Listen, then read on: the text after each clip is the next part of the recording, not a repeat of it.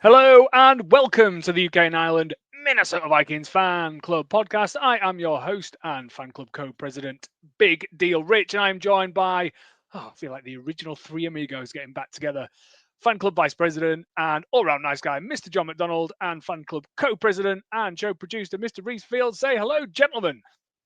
Hello, gentlemen. Hello, gentlemen. Hello, gentlemen, indeed. Hello, gentlemen, indeed. We've got lots to get through today. Some people might be surprised to see the purple pedal John McDonald in real life on the podcast, because we know he's halfway through his epic journey from Dublin to Tottenham. We'll catch up on that a bit later. We're going to go around the league, knee-jerk reaction to what happened against the Steelers in Dublin, little run through of Dublin and how we got on whilst we were out there, and then preview next week's game, and then we'll wrap up. So, Reese, man with the plan, can you give us a rundown of what happened in the NFL this weekend? Yes, so Sam Darnold continues to look good, beat the Cardinals 23-20. Skip past the Vikings game, don't need to know what happened there, it's not important. The Giants upset the Chargers, you could say. Jackson Dart in his first start gets the win. The Titans and Texans, just watch Cam Ward's post-game interview. That tells you everything you need to know about the game there. Falcons Commanders, yet the Marcus Mariota revenge tour is not going very well. The Falcons 34-27 winners there. The Bills beat the Saints, of course. The Eagles beat the Buccaneers. Not as close as it looked. The Lions demolished the Browns to roll them up ahead of next week. The Panthers were absolutely demolished by the Patriots. The Jaguars beat the 49ers. Don't even know what's going on there, to be honest. The Colts had their first loss of the season. Daniel Jones still looked all right, but playing against the LA Rams, who look like a serious team this year. The Chiefs beat the Ravens. Lamar's hamstring gave up in that one. So a moment to pray for all the fantasy owners of Lamar Jackson. The Bears got a 1-point win over the Raiders. So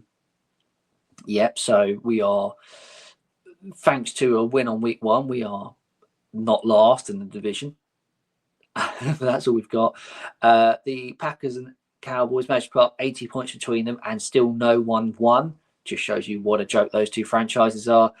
And then the Dolphins beat the Jets 27-21. Tyreek Hill, horrific looking injury. Full dislocation knee ligament tears. He looked like he was in high spirits, probably because he doesn't have to catch a pass from Tua again in his career. And then the Broncos played the Bengals, and Jake Browning, that's why you got cut by the Vikings, because, again, very poor showing there against the Denver Broncos from the Bengals. And then, our game, you know what happened. Let's get on to our game in a bit. Do you know what? The league's starting to shape up now. I thought the Ravens were a bit of an odd team this season, and now Lamar's going to be out for probably an extended period of time. Although some people were saying he was just not feeling the game, and maybe he sat on the sidelines just to see out the game. Didn't want to go back in. The Bills still look good. The Packers, no one knows if they're good or bad. Colts, they had their first test and got beat. The Bears just seem to be lucky this season. They did that field goal at the end. Bit crazy there. Yeah, it's all shaping up. I think not too many other surprises, maybe apart from the Rams, who people had written them off because they were all collecting their pensions this season, but they look pretty good.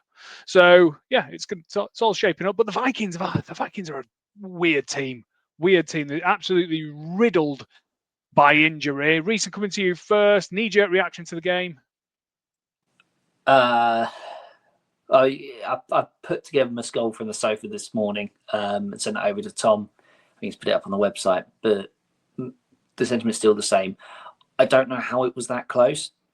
I don't know how it somehow managed to give us hope, because there was hope to be found in that game, but it was a mess. The lessons of the Falcons game were not learned from, and when you're not playing Jake Browning, you can't, and you're not playing against a team that doesn't invest in its O-line or its defense, you can't mask over your issues, and they were all exposed by a savvy veteran in Aaron Rodgers. Yeah, just again, I'll come on to my views in a bit. John, I'd say knee-jerk reaction, but I don't know if you've got any knees left after a couple of days on the bike. How are you doing? I'm doing all right.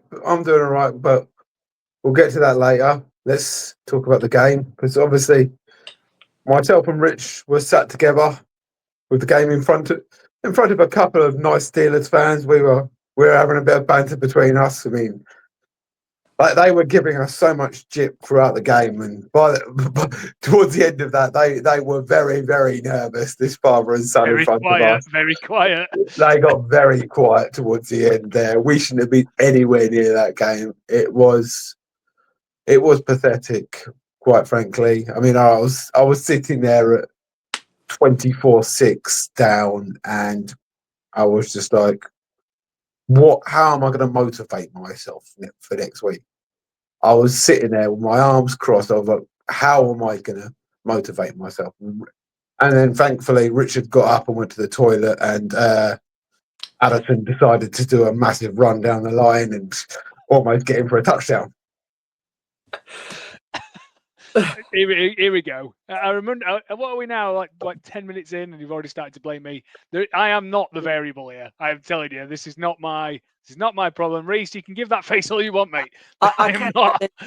Well, whilst you were sat there in your posh seats all the way at the back with a great view of the pitch, I was dealing with all the social media, because everyone else was at the game apart from myself. I was dealing with all the social media, and the way we kept ourselves entertained was the UK Vikes fan base versus Big Deal Rich's presence.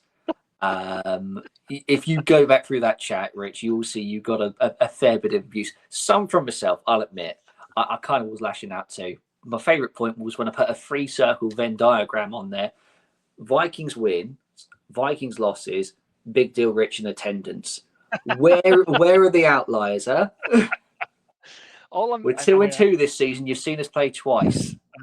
I know, and I'm not going to say the words, but hat trick has been mentioned. Let's put it that way, because we're in London at the weekend, and I happen to be strolling down to the Great South to pick up my paving stone made of gold and watch the game. But I mean, John, I've got to say, those Steelers fans in front of us were brilliant, and and that's the difference in it between and we were walking into the ground. There was a couple of guys with us who were brand new to the game. Carl, my mate, as like super hardcore, got into the NFL 2 seasons, picked his team as the Steelers, was desperate to go. And then my mate Lee, who lives in Belfast, who was my accommodation for the weekend, he watched his first NFL game 5 weeks ago at pre-season. And now he's addicted to the sport as well, especially after just the whole spectacle of the event. The whole weekend was amazing. But in terms of my knee-jerk reaction to the game, we were sat, as John says, behind 2 Steelers fans. And between yourself, John, and the 2 Steelers fans in front, and maybe a bit of me, because I know a little bit about the game, we coached Lee through the game.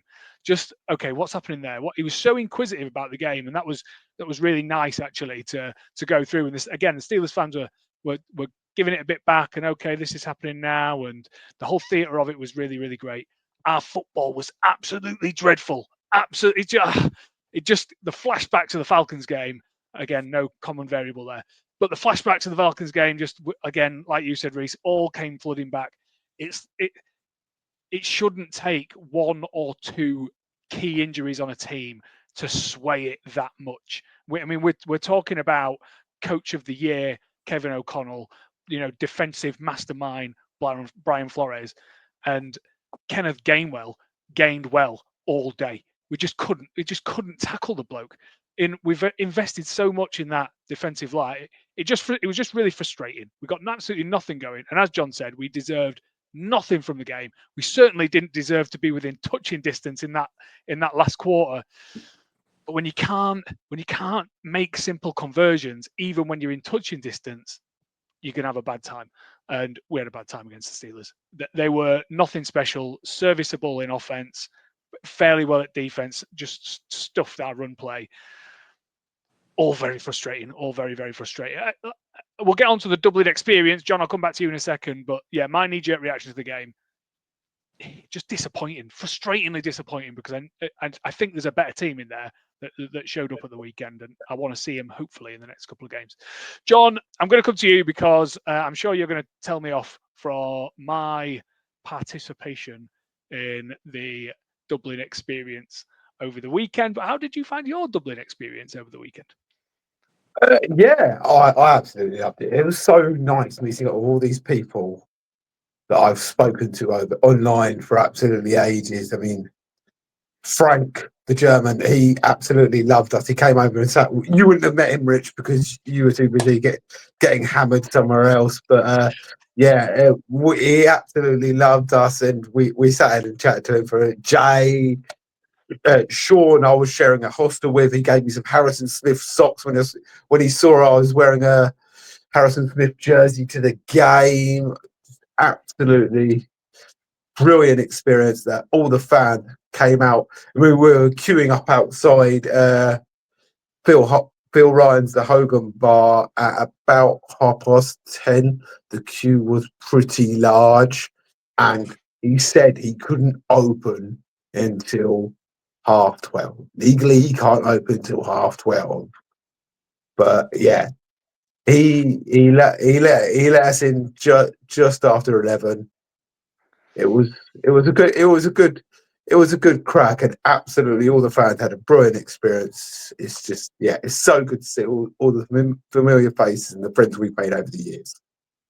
Now, I know you've had a little dig at me there, John, and I know that you're on a certain two-wheeled horse traveling from Dublin to Tottenham, but you can get off your high horse when talking about me at J.R. Mahomes, because I was walking around. I did meet some people. The County Cook fan club gave me a T-shirt. They were such lovely, lovely people.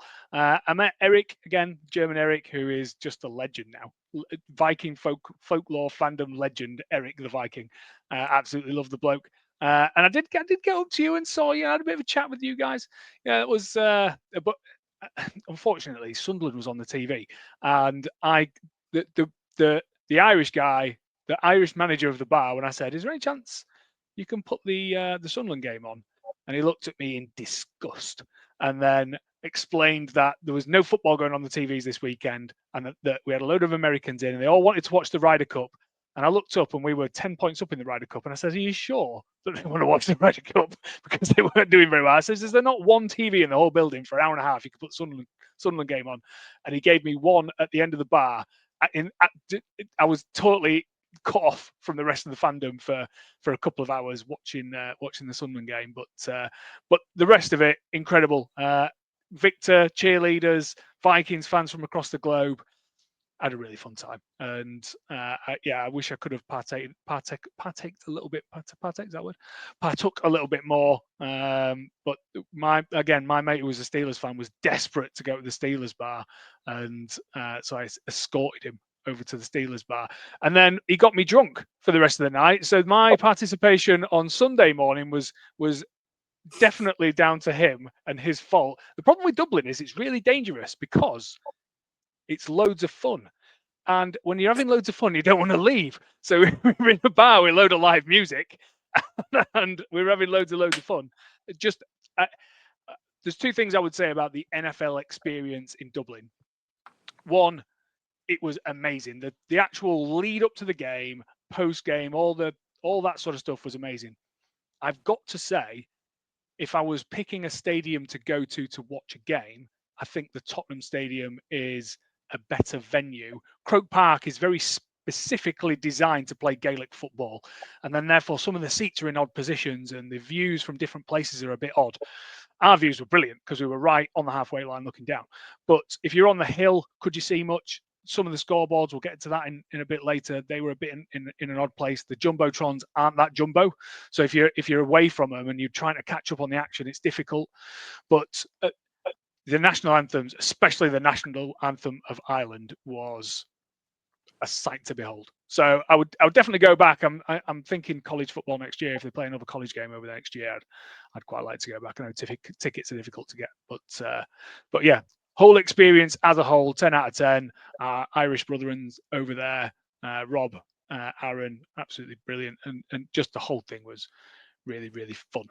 Sorry, Reese. I know. I mean, I can't be too sorry for you because you were having a whale of a time in the Philippines with your new fiance. So I can't feel too bad for you. But yeah, it was quite fun. You could feel bad for you in the sense that you went, we lost again, and so incredibly jet lagged. I had to watch this and just try and convince myself this isn't Richard's fault. This isn't Richard's fault, and I did for the most part because Brian O'Neill got hurt, Ryan Kelly went out injured, meant that we're playing 3 backup offensive linemen. I think, yeah, 3. Yeah. And so I decided that part was your fault. The injuries were your fault because you jinxed them into that, and that sort of helped me cope with not feeling complete resentment to you for having a great time in Dublin whilst I couldn't be there. I don't mind being a coping mechanism. I saw today actually we've got 10 offensive linemen on the roster, and during the game, Josh Oliver is our backup offensive lineman. If it got to that stage, and to be fair, it was looking like it might get to that stage. I think reading today, I think Kelly hasn't suffered a concussion. I think he's been practicing today. That looks positive because he's had like 5 concussions in the last 2 years. I don't like it. We talk about Tua and saying Tua should retire. I'm going to go a bit off piste here because something that baffles me, and we see all this stuff with Romeo Dobbs or Dobbs, whatever his name is, the Green Bay Packers wide receiver wearing the Guardian cap, and everyone going, "Oh, look at him, he's got the Guardian cap on." Why on earth do offensive linemen and defensive linemen not wear them as standard? Mandatory. The amount of times you know slamming your heads together, the amount of concussions. Yeah. Ryan Kelly's had Absolutely 2 concussions in 3 weeks. The longevity, it's there. You know, we talk about how far the helmets have come. I've lost connection. No, you're here still, John. Yeah, we can hear you, John. We can hear you. Yep. Yeah, I agree. Sorry, I'm in a hotel. Obviously, I've lost a bit of connection there, but yeah. That's all right. I must have frozen. Yeah, but yeah, I agree. Yeah. Guardian hats. If you're in a position where you're going to take a hit, which is most positions on the field, make them wear it. It's not. I don't think it's the faux pas that it used to be. And if it keeps players healthy, then even if it's a slight percentage chance of them being healthy versus non-healthy, let's keep them in. In 10 years' time, they will be standard, and they will look back on today's football and be like, "Why were we that? Why were we playing in those helmets? Why were we doing that?" It's the same as like Formula One. Everyone looked at the halo and goes, "Oh, that's ugly. Why have we got that? That's horrendous." And then you look back at the last 10 years they've had it, in the amount of lives it saved, the amount of concussions that the Guardian caps can prevent is the amount of people who aren't going to have CTE in later life because they decided to look after their health by wearing something that looked a little bit silly, but at the end of the day did the job. And I would prefer Ryan Kelly doesn't play this weekend, because if he has another concussion, we might lose him for the season. If he takes a few weeks to request and come back properly after the bye, then we might have a healthier Ryan Kelly for the rest of the season, and that's going to be huge if we are going to bounce back. Is Jurgen's fit? Is he fit, or is he a good fit? Let's go with just healthy fit first.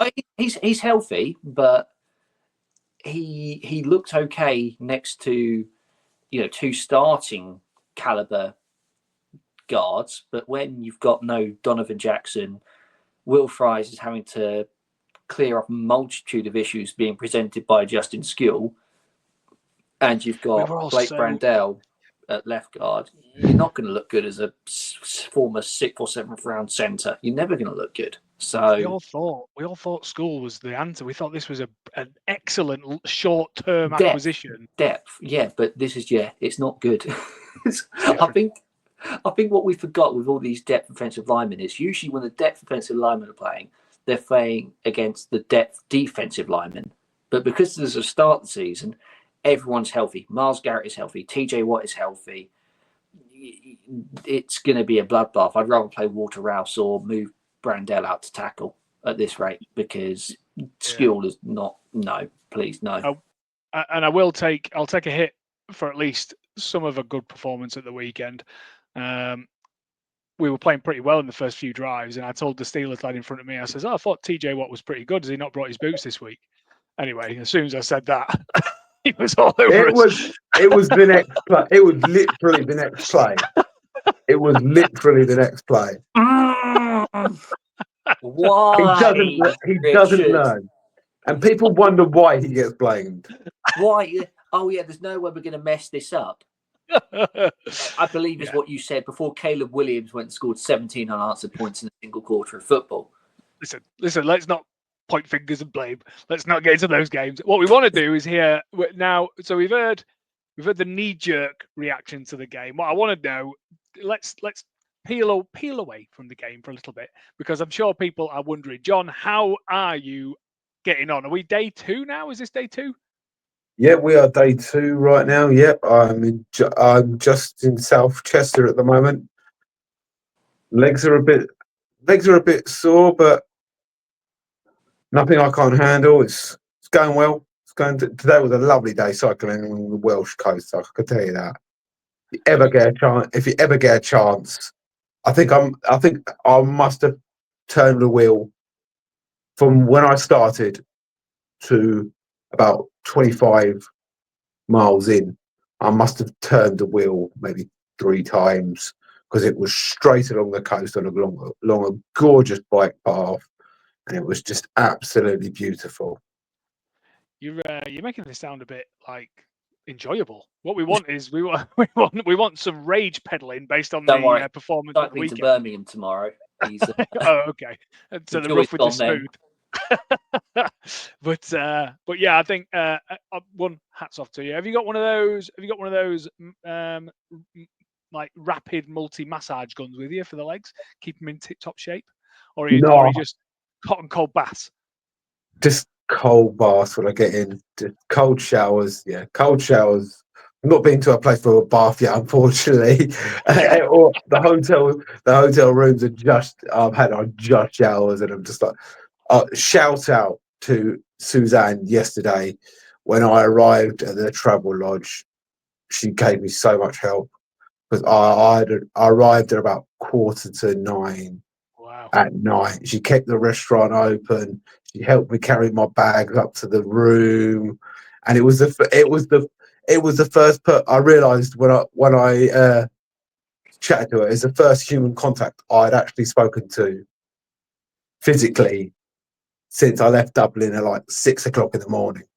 That's 9:15 at night. I'm just like, yeah, credit to her. I just went above and beyond for me that evening. Kept the restaurant open that little bit longer so I could actually eat and relax. And yeah, this is what we sort of touched on, wasn't it? Because we were saying it's not about the physical ordeal you're putting yourself through. It's more the mental ordeal that you're also putting yourself through. It is lonely. At the end of the day, there's limited human interaction you're going to have with people, because you're moving at speed different to everyone else who's around you. You are making a journey through parts of the country that you don't know yourself. And that's what the challenge really is. And that's why people should donate. It's not that, John is cycling a long way. Yeah, he's cycling a long way. But what he's really doing is he's putting himself through 6 days of isolation, where he has a little bit of human contact in the evening. He's talking to us today, Suzanne yesterday. He'll be catching up with Jess in a few days when he's down that way.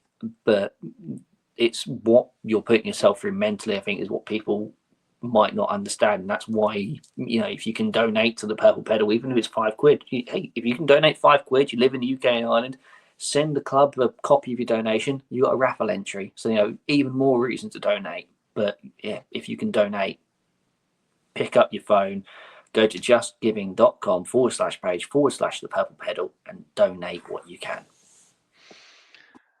Yeah, I mean, it was, as I said from the start, it was always going to be a mental challenge, this thing. I said, physically, I think I can handle it.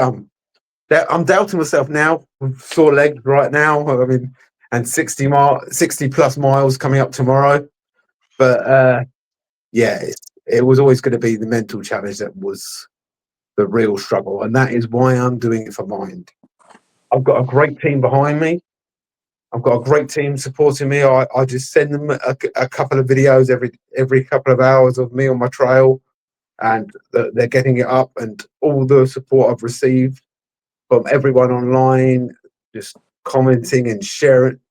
I mean, my posts have been shared so much by all fans. I've had people reach out for me from different clubs and everything like that. Bills, Jets, Browns, Steelers, all reaching out and donating. It's been so nice. But yeah, it was always going to be the mental challenge that was going to be the real struggle. Yeah, I mean, I like the sound of my own voice, but I don't think I'd like it for 6 days straight. So you're I don't know about that. I don't know about that. I'm pretty sure somewhere out there you've made yourself your own Big Deal Rich supercut of this podcast, which is just you talking. Of course I have. That's his nighttime music. He puts his noise cancelling Jabra headset on, lays there, and just listens to the sound of his own voice to fall asleep. Future prosperity. Anyway, flipping back to the game. Reason I'm going to come to you first. Usual segment. Boy done good. Boy done bad. Go with which one you think first. Boy done good. Well, it's tricky because, I mean, for a large part of the game, I thought I was going to have to say the words, forget the Vikings, Sam Darnold was the boy done good because he's been doing good. And, you know, we've got a lot of time for Sam. But I am going to go for the obvious one here, Justin Jefferson, who, when he's not being triple covered and he has some other weapons around him, i.e. Jordan Addison, Xavier Scott getting open underneath, Adam Thielen getting open underneath, and Hawkinson too. I mean, that trifecta getting open underneath, Addison's threading the field. Justin Jefferson just had to bring the ball in, and he was. And his first half was tremendous. They clamped down on him on the second half, but it opened up the field for everyone else. Justin Jefferson looked like Justin Jefferson again. And for me, boy done good. All that he misses is a touchdown. He just needs to find the end zone now. And at the end of the day, he takes up so much attention of everyone else that people get walk-in touchdowns and easy touchdowns because he's on the field. You know, boy done good. He does what you ask of him. Yeah, with that big catch he had in the second half, if that had been on an NFL field, he takes that in for a touchdown. If that had not been on a new field like Croke Park or something like that, Justin Jefferson takes that in for a touchdown. And I won't hear anyone saying different to that. No, that was touchdown all over. But you know, everyone's playing on the same field. So yeah, absolutely. Everyone's playing on the same field, but you saw his feet just go from underneath him, and I'm just like, well. Oh, it bothered the next play as well. You saw it. The next play happens, but ball goes the other side on a run, and he's there after the play, and he's still slamming his hands on the ground.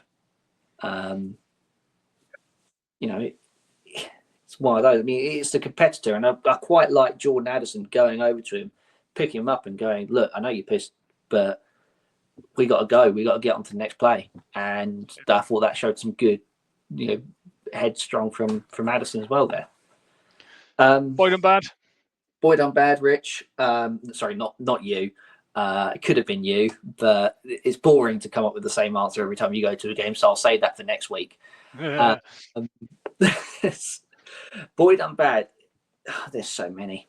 And I could have gone for the obvious, you know, the offensive line looks bad. We know that, but they're all backups. What can you expect? So I'm going to go for someone who was elevated from his role last season to be a starter. And that's Theo Jackson, who I haven't seen enough out of Theo Jackson this season to justify the decision to move on from Cam Bynum in any way, shape or form. He is someone that we've touted as being the next big thing out the Minnesota safety machine. When Harrison Smith isn't on the field, there's a noticeable drop off in our safety play. Metellus too, but Metellus still looks, you know, capable. And through a lot of last season, Metellus was still able to hold strong alongside Bynum. But Theo Jackson, there were points where I'm watching the game thinking he's so far off the pace. I mean, his PFF grade was in the 40s yesterday. That's something we expect out of a bad offensive lineman, not a safety that's being touted as being that next big thing. And he needs to step it up, because granted, he's not being paid the same as what Bynum's getting paid over in Indianapolis, but the product is vastly different. It's concerning. And yeah, if Harrison Smith's going to need to play more this season than he did last season for this defense to look good, because it's not equaling the sum of its parts at the moment. Yeah, people question our secondary all the time, but it shouldn't rely on this bit being bad, this bit being good. It's a collective secondary. And yesterday, Theo Jackson was a standout, disappointing factor of a disappointing secondary. It was the DK Metcalf touchdown. That's what really irked me. He turned, and he didn't even get turned on the burners. He was like, "Oh, he's past me." You've got up 3 other people there. He is going to slow down, and he did have to slow down. He had to break stride. Josh Metellus couldn't bring him down. One more person going for him, chasing him down, made all the difference. And Theo Jackson was turned like, "Oh, well, I'm beaten." I saw more effort out of Ryan O'Neal on a play that was, of course, blown dead than I did out of Theo Jackson trying to chase down a touchdown.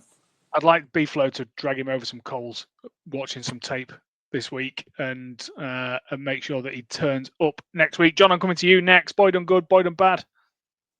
I'm going to start with boy done good and finish with boy done bad. It's the constant penalties this week just killed us. It was just stupid penalties. It was just ridiculous. They absolutely killed. We didn't play well.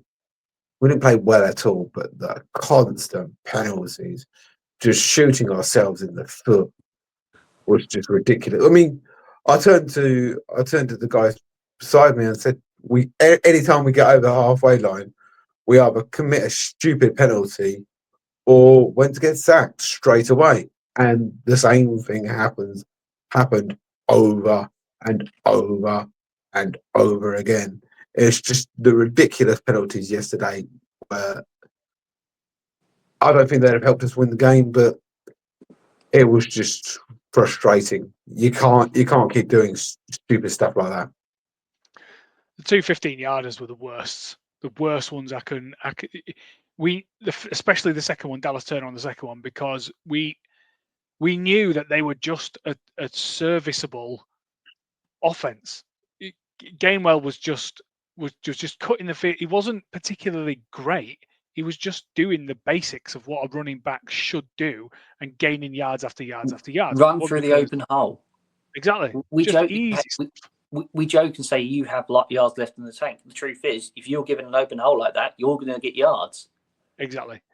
And for us to then give them another 30 yards on top of that by pushing people over is just super frustrating for when you're in. I know the first one was a bit of a flop. There's a whole big thing going on in sport about common sense at the moment in officiating. It doesn't play any of the yellow card for taking his shirt off. If someone flops like that, should they not just pick the flag up when it becomes obvious on the replay screen that the guy's flopped? But still, there's no need for us to let them make a decision. That's the thing, and that's what really frustrated me. So, John, completely agree. I think the penalties just didn't help. Especially, I mean, we'll get onto a bit of why, but the delay of game penalty at the end, in the crowd, we were like, that's an unforgivable action. Totally unforgivable. I don't care how many replacement centers you've had. I don't care how many replacement quarterbacks you've got in. Look at the clock. You know exactly when the play clock is coming down. You cannot give a delay game penalty away in that situation. It's unforgivable, totally unforgivable. And if JJ McCarthy has got half of one leg, he has to play again at London, because Wentz or bring Max in just out of principle. Sit him down, tell him he's a naughty boy, take his toys away. You cannot make that penalty. I'll get off my soapbox now. John, if you want to go on to boy done good, that's totally up to you now. Boy done good was all our fans, all the fans from Italy, Germany, Spain, America, the UK, Ireland, Switzerland, absolutely all over the place. We just turned up in colour and we did not let up, even when we were ridiculously down. And we went out afterwards and had a good time, sensible good time, some of us. But yeah, it was just a great atmosphere, and the Vikings always bring it. The Vikings fans always bring it. Win or lose, the Vikings fans will always bring it, and it's just Minnesota nice. All the landlord of the Phil Ryan Hogan stand, he just kept on saying to me, he's just like, I've never had a bar full of just such nice people, just so respectful and just nice. And we absolutely packed the place in purple. The Steelers wanted it as their fans bar as well. The Steelers fans tried to get it there, and it just wasn't happening. We got the word out well enough that there were a few Steelers fans in there, but nah, it was absolutely purple and gold. When you sent me the photo of the queue in the morning, because being at home, I was like, I'll do the social media, I'll help out, send me videos, send me photos, I'll put out what I can. And you sent me that photo there, and I'm thinking, when you sent the photos, and I heard the talk of the Steelers fans saying, oh yeah, we're going to go there. Thinking, I might have to crop any Steelers fans out. I had to crop out 2 Steelers fans in a queue that showed maybe, I don't know, 90 people deep at the time. I was like, yeah, this is the Vikings bar. There's what can I say? We did it again. Turned up, had a great time. We're polite, and we're a pleasure for the landlords to deal with, and yeah, filled up the place. I mean, you give him props to the landlord, but I just have to mention the fact that he laughed at me when I ordered a glass of water in the morning, whilst everyone else was back on it. I genuinely don't think I could have smelled alcohol at that stage of the day, and also, fault is that? I told you is that? Is my that the landlord's fault? Is it? My 2 mates in Dublin, they were, yeah. Anyway, and the second thing, making me wait in line. I mean, if you can read this thing here, this is saying big deal Rich. This is not saying waiting in line Rich. So, What I think it says is Rich can't handle his alcohol. so anyway, we won't mention too much, but they were great. They were great, and to the point where, like I say, my mate who hadn't watched NFL until about 5 weeks ago, humming the fight song on the way home. That gives you a bit of an indication of how much we brought it. Few skull chants, loads of club flags, the fight song, just a great. It's just great, isn't it? It's just and I'm super looking for. I've got me London Unreal hoodie on again. Can't wait to get back down to London this weekend and experience it all over again. We'll talk about that a bit later. I've got a. Ooh, you gonna go, Reese? I was gonna do. I was gonna circle back to what John said, which really interesting thing about the sacks, and how these we're giving up these sacks in crucial points. Sam Darnold did the same. He took big sacks, and Carson Wentz did the same this weekend. Big sacks. Carson Wentz has now, over his 2 games, been sacked for an average loss of 7.5 yards a sack. Sam Darnold, towards the end, it was really bad. But if you look at the same 2 opponents that JJ McCarthy faced at the start of the season, Sam Darnold around 6.5 yards a sack against the Falcons and Bears. JJ McCarthy, minus 1 outlier in that Falcons game where he took a big sack when he was trying to make something happen on a 3rd and long. He's averaged, well, that including that average is 5 yards a sack, but he was being sacked for around 3 yards a loss. When JJ McCarthy was getting sacked, he was getting sacked inside the pocket. And that's a lot better for a team than getting sacked 7 yards back, because 1, you get sacked in the pocket, the ball comes out. We saw JJ McCarthy fumbling the ball quite a bit, but there's a good chance you're going to recover it as a team because you got bodies around it. Carson Wentz, boy, were we lucky we recovered that one. So, yeah, if you're taking a sack, there are bad sacks and there are even worse sacks. And John's hit the nail on the head. There are stupid sacks, and then they were exasperated by the amount of yards lost. Crazy. I'm going to move straight on. I'm going to go Boyd. I'm going to end on a high note, so I'll go Boyd on bad first, which I didn't know which of the very obvious things to point out at the week, but I think probably the thing that made me the very, very most frustrated was the 5 dropped catches during the game. So I'm going to put Boyd and Bad on our receiving coach this week. I remember, was it last week before? Last season before, where we had we started the season with 5 turnovers from fumbles, and we saw Kevin O'Connell bring his Sabutio hockey stick in training, try to smash the ball out of people's hands, try to say, look, we are going to get this right. You are not going to drop the ball. Someone needs to bring some new hands into training, because, I mean, the first one TJ Hawkinson dropped, that was pretty bad. Scott had a drop. Addison had a drop. I think Justin Jefferson I think it was 5. I was in the stands. You can't make everyone out completely.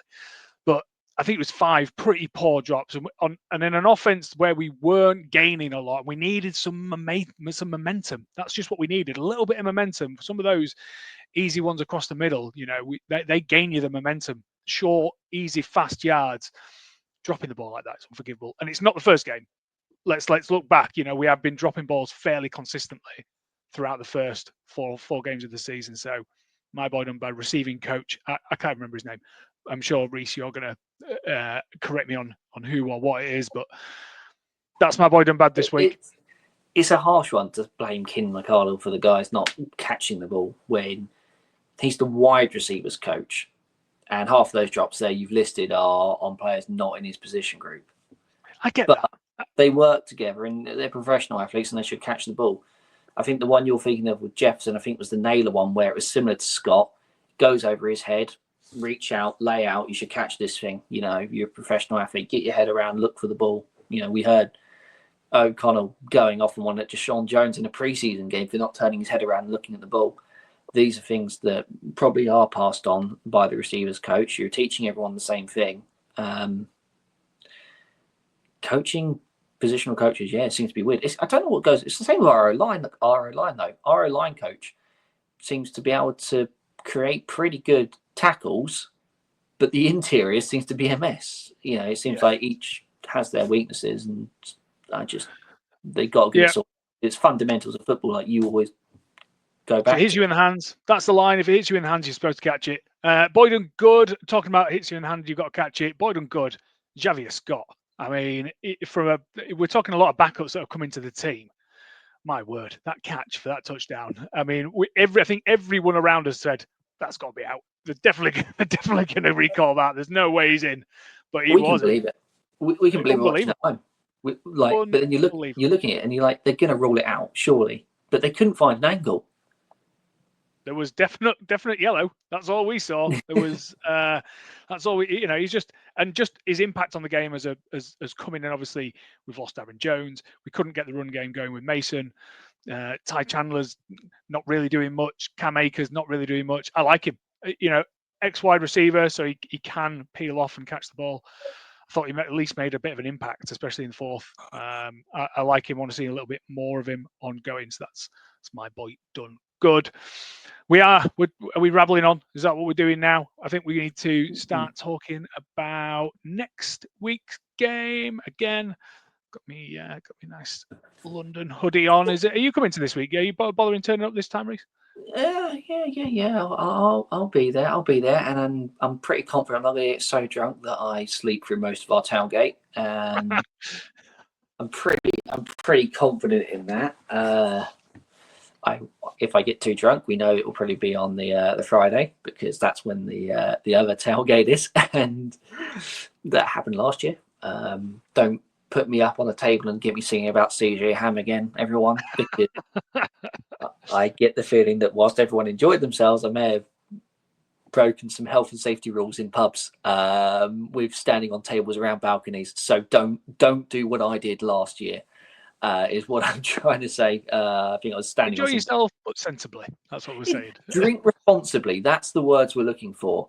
If you don't remember what happened the night before, you drank too much. So don't do the same the next day, Rich. The memory's all there.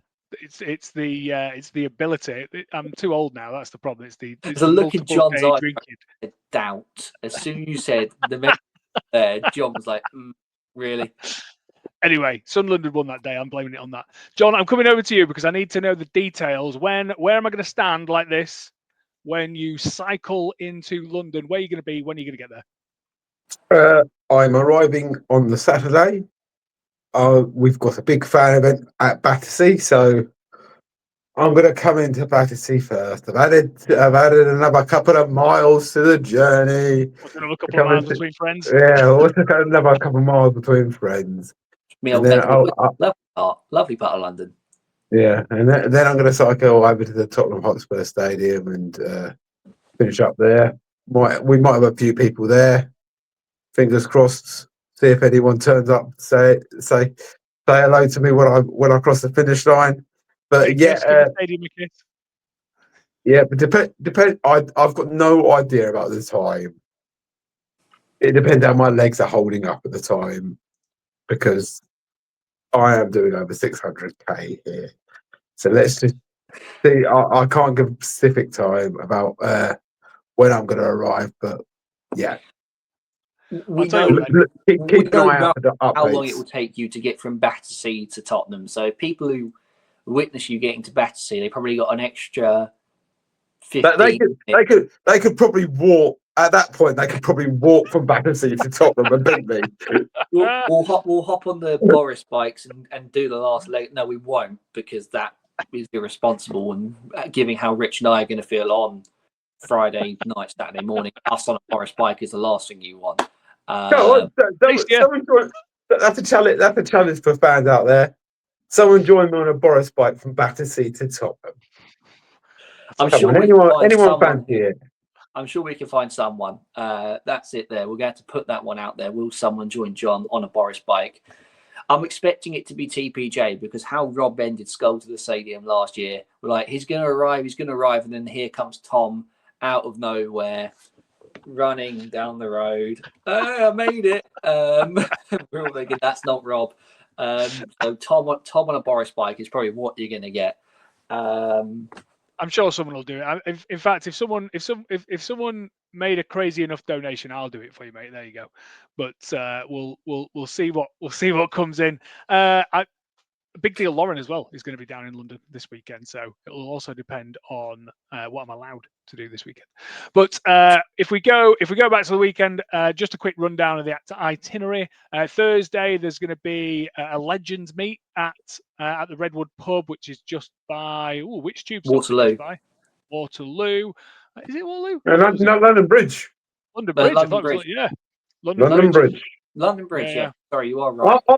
I'm the one not turning up. You know I'm not going to be there, but I know the details. Yeah. Pretty sure. Yeah. I'm a northerner, so London has like one station for me. If you end up in Waterloo, you'll find your way to London Bridge quite quickly anyway. They're not far apart.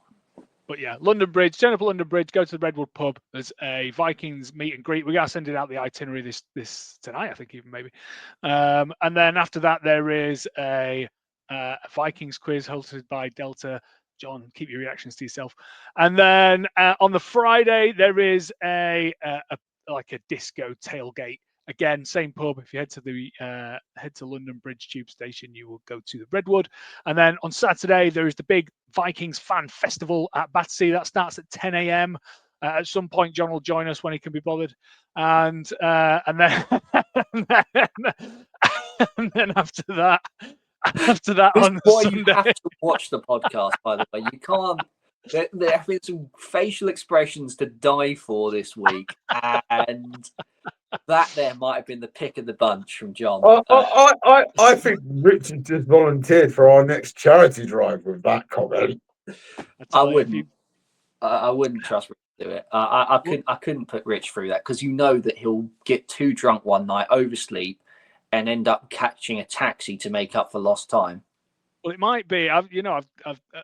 This is for a different conversation for a different time. But if we're not playing in the UK next year, which if we are, it would be incredible again. But I mean, you're not going. If we're not playing in the UK, you're not going. Okay. You've don't know, got but track record. I'm pretty sure you've made a promise on this show after the Falcons game, something involving you not going to overseas games anymore if you watch us lose in Dublin. come see. We'll see what happens. Anyway, there'll be some sort of charity event that I'll do, and there'll be some. I don't know. I don't know how many yards we get, and I have to swim that amount of yard to know. There'll be something that we will set up next year, and I promise I will take it on. But yeah, and then on the Sunday, remember the Sundays for us is the from the hours of 9 until maybe 2 o'clock on a Sunday for an international game in London is the pièce de résistance of our fandom in the UK and Ireland, because get yourself down to Two Brewers and the Victoria pub. We will have For Whom the Bell Skulls flowing, super trophy one with one of the fan club admin team. It's just the best experience, the absolute best experience. We have loads of people turn up, and I would say get there early if you want a beer. Get there. They have ordered, I think 3 times the amount of club beer that they ordered last time between the pubs. So hopefully it'll last longer than half an hour this time. But yeah, get yourself down there early. We will, from 9 o'clock, be tailgating. We will be selling the very small remainder of the international merch that we've got left, including the charity patches for John's charity drive. And then at 12:30, we will get the brand new to be unveiled fan club drum out. We were missing it last year, and we had Alyssa on the wheelie bin. But this year we have got a fan club drum, and we will be doing skull. I forgot about the wheelie bin. I'm sorry. We'll be doing forgot skull about the wheelie bin. It was so effective. I thought we was actually effective. Run a lot better. I actually spoke to Alyssa in Dublin and said, "Oh, don't worry, Alyssa, we've got a drum this year." She's like, "I'm still going to be on the wheelie bin. I'm still going to be on the wheelie. I don't care about the drum. I'm still going to be on the wheelie bin." That's the dedication from Alyssa, who is, by the way, probably the nicest person ever. But if Alyssa happens to ever listen to this, lovely person. But yeah, we'll be doing the Skull March all the way from the Two Brewers to the stadium about 12:30. So make sure you're in attendance for our march before the game begins. I think that's everything covered. Reese, tell me if I've got anything wrong or different or missed anything. No, you got it all. Just, I guess, the reminders now. Tickets are being released for the games. You need to download the One Pass app for accessing your tickets. Sign into your NFL e-ticketing account. There you can get your tickets. Be sensible. Don't leave your phone laying about on the day. Make sure you don't drain up all your battery life. You're going to need your phone pretty much. Take a power bank with you. And yeah, get down there early for merch, because we're not going to be selling it all day. It is going to sell out. It does sell out. We're there to see you all. We're not there to sit behind a stall. Sitting behind a stall and selling this merch is something we do because we love you all, and we're trying to raise this money for charity. But don't come over to us at 12 o'clock and go, "Where's the scarves?" Because they'll be gone. They'll probably be gone by about 9:30, 10. So if you want merch, get down there early. Yeah, I think we've covered all the stuff for London. 2 last things from me. Reese, do you first score prediction for the weekend? Oh, I mean, we've got to do. We've still got 10 minutes left, and we've got to do keys to victory and score predictions. So, yes, key to victory. Forget being cute. Forget dink and dunk football. We've seen it from our opening script. It's a good opening script. It's been good the last 2 weeks. Don't defer. I never want to see this team defer on a kickoff again. Take the ball, score. The Vikings, what we do well, smash someone in the mouth early with 14 points in the first quarter. Play from ahead. Let the defense pin its ears back.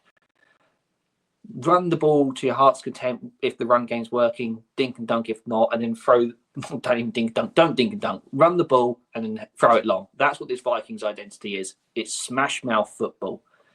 It's not Mike Zimmer anymore. Have fun.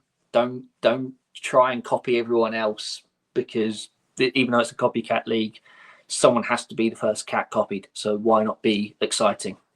And why not go for it? Don't be conservative, because that's what's killing us this season. No problem with that. Score prediction? Oh, goodness. It's in London. and we've never lost in London.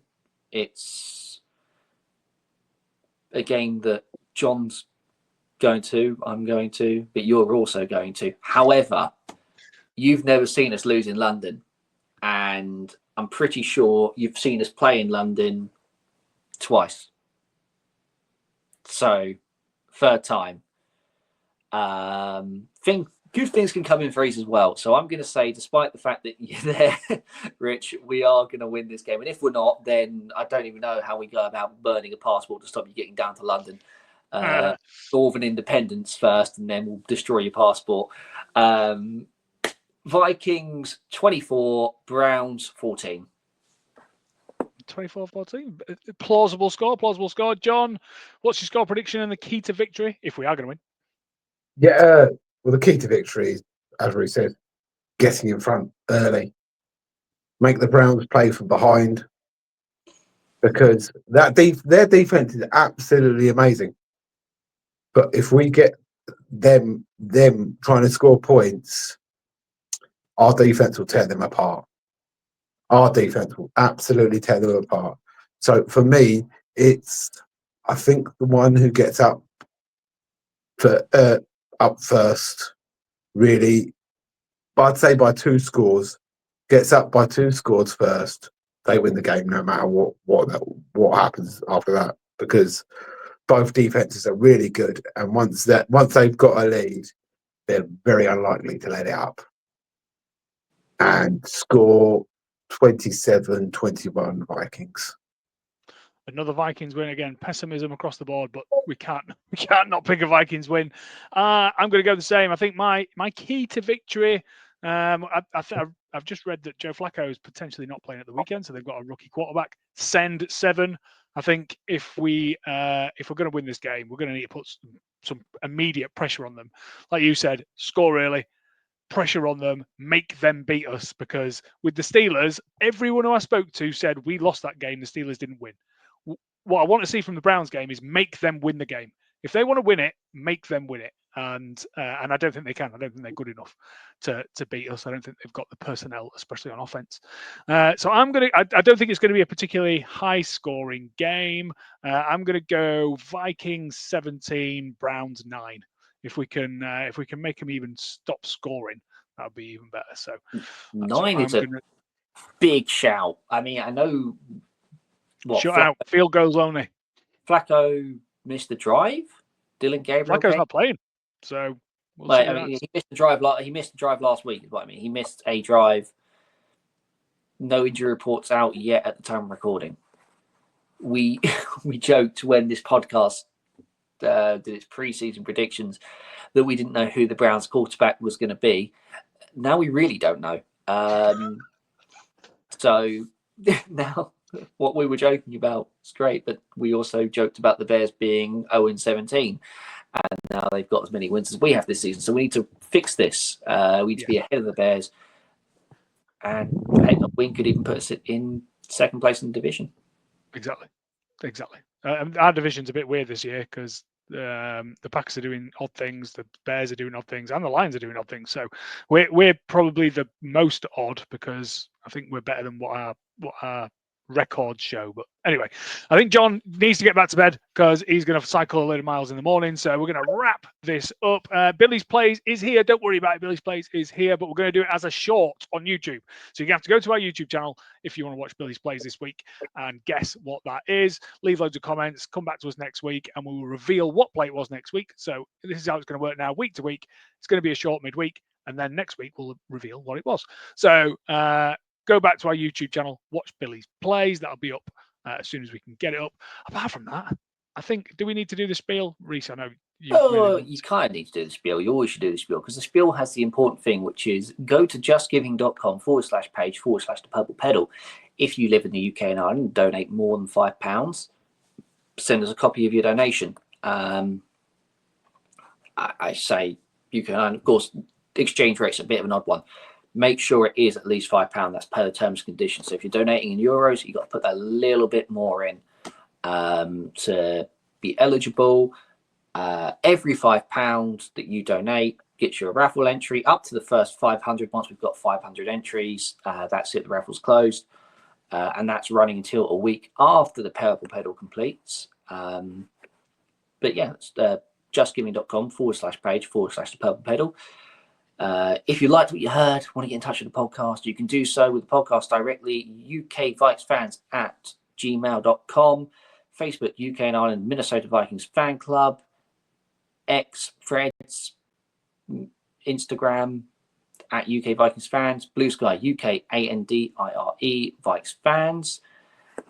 Discord, there's always a link to it, but the most important thing, as we said again, justgiving.com/page/the Purple Pedal. If you're listening on Spotify, drop a review, but also check us out on YouTube. And if you've found us on YouTube, ring that bell. Bing, bing, bing, like and subscribe, all that what they say on those famous YouTube channels. Yeah, thank you very much. I think we've just about exhausted all of our NFL knowledge for this week. I think John is just exhausted. So let him get to bed. There's one last thing to say, which is say goodbye, gentlemen. Goodbye, gentlemen. Goodbye, gentlemen. Sweet dreams, John. Thank you very much for listening, guys. Cheers. Ta-ra. See you in London. I can't find the stop button.